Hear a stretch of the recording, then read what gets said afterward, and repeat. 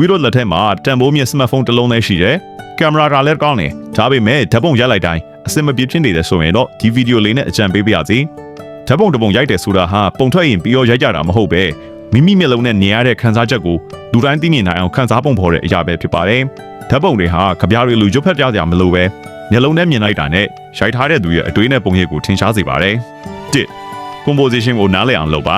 ပြောရရင်ဒီအဆင့်ကဓာတ်ပုံပညာမှာအလွယ်ဆုံးအဆင့်မဟုတ်ပေမဲ့ပုံတစ်ပုံဟာ composition ကောင်းရင်သူ့လိုပုံပေါ်ပါတယ် composition အမျိုးမျိုးကို online ကနေလေ့လာပြီးဘီလိုဘာသာဖြည်းဖြည်းချင်းလေ့လာသင်ပါတယ်နဲ့ color ရောစက်မှုကောင်းရမယ်ပုံတစ်ပုံဟာ color စုံပြီးစုံနေတိုင်းကောင်းတာမဟုတ်ပါဘူးခံစားသူရဲ့အဓိပ္ပာယ်ကိုပေါ်လွင်ဖို့ color ရောစက်နိုင်မှုကလည်းအရေးကြီးပါတယ်ဒါကြောင့် color မဲ့ black and white ပုံတစ်ပုံကိုကြည့်လိုက်မယ်ဆိုရင်တော့ color မစုံပေမဲ့စိတ်ထဲနှဝင်သွားစေမဲ့ခံစားချက်မျိုးကိုပေးစွမ်းနိုင်ပါတယ်ပုံ